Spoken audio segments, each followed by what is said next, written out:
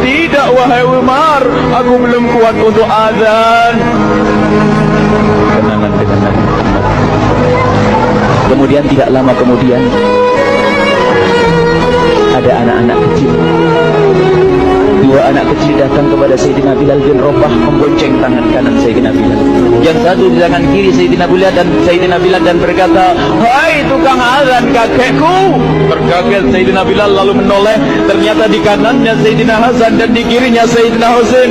Sayyidina Bilal betul-betul kaget dan mengangkat tangan, "Ya Allah, terima kasih. Aku rindu kepada kekasihmu Nabi Muhammad dan telah kau kirim kepadaku orang yang sangat dikasihi oleh kekasihmu Nabi Muhammad." Kemudian Sayyidina Bilal menghadap kepada Sayyidina Hasan dan Sayyidina Hasan diberdirikan, Sayyidina Husain diberdirikan. Lalu Sayyidina Bilal melihat wajah Sayyidina Hasan, kemudian melihat kaki Sayyidina Husain, berpindah kepada wajah Sayyidina Hasan, menoleh lagi ke kaki Sayyidina Husain, karena ketahuilah wajah Sayyidina Hasan sangat mirip dengan Rasulullah dan kaki Sayyidina Husain sangat mirip dengan Rasulullah, sehingga Sayyidina Bilal menoleh ke wajah yang sangat mirip dengan Rasulullah, menoleh kepada kaki yang sangat mirip dengan Rasulullah, sehingga setelah itu dipeluklah dua anak kecil ini dipeluk oleh Sayyidina Bilal bin Rabah dengan derai air mata dan berkata, "Ya Rasulullah, sungguh bau keringatku aku temukan di cucumu ya Rasulullah." Sampai keringat mengingatkan Rasulullah.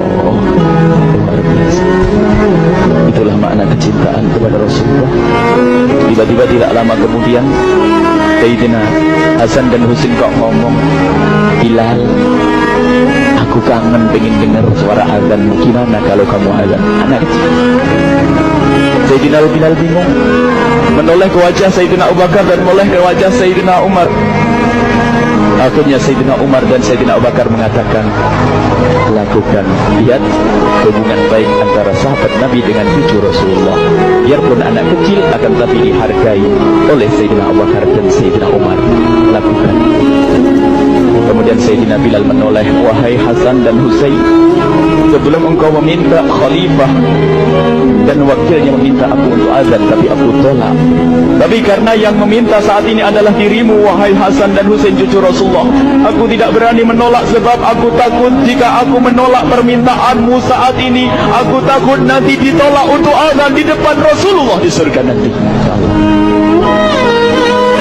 Hubungkan dengan Rasulullah hingga ditentukanlah waktu azannya Sayyidina Bilal bin Rabah. Waktu sudah ditentukan, beberapa orang sudah pada datang menunggu, kapan Bilal mulai azan, kapan Bilal mulai azan. Datanglah waktu, dalam riwayat waktu sahur, waktu subuh. Orang pada nunggu mana Bilal. Tiba-tiba ada orang yang berdiri di saat sudah masuk waktu sholat.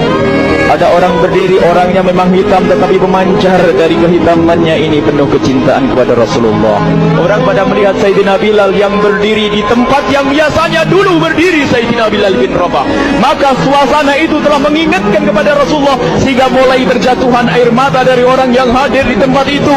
Kemudian Sayyidina Bilal berjalan dan jalannya Sayyidina Bilal tidak berubah seperti dahulu. Maka semakin kuat kenangan mereka kepada Rasulullah sehingga yang hadir di masjid pada mulai menangis dan berjalan. Sayyidina Bilal memecah barisan kemudian menuju ke menara, dan di saat naik menara mereka semakin kuat bahwasanya seperti inilah yang pernah disaksikan dulu bersama Rasulullah. Sayyidina Bilal di atas rupanya, di atas Sayyidina Bilal berada dengan derai air mata lalu melihat ke tempat yang biasanya Rasulullah ada di tempat itu. Sayyidina Bilal hanya bisa menutup air mata, menutup matanya dan membasuh air matanya. Di situ dulu aku pernah melihat Rasulullah.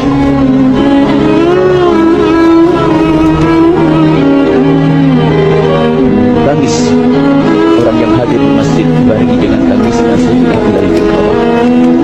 Hingga disebutkan tidak ada tangis di Madinah lebih banyak, lebih dahsyat daripada saat itu. Akhirnya Sayyidina Bilal memulai azannya. Allahu Akbar, Allahu Akbar.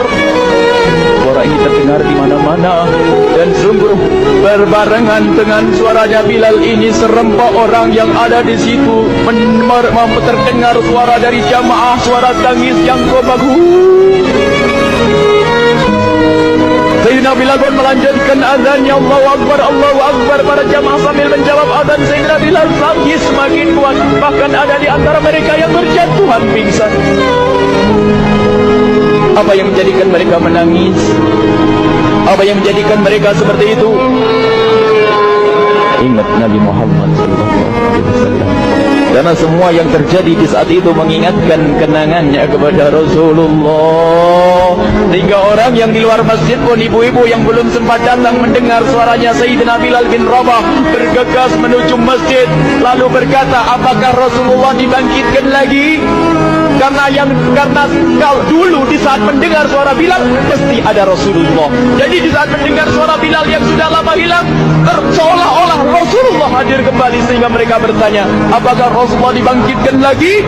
Dijawab oleh orang-orang yang ada di situ, tidak, itu suaranya Bilal. Kemudian orang-orang itu sambil menundukkan kepala, oh, suaranya Bilal.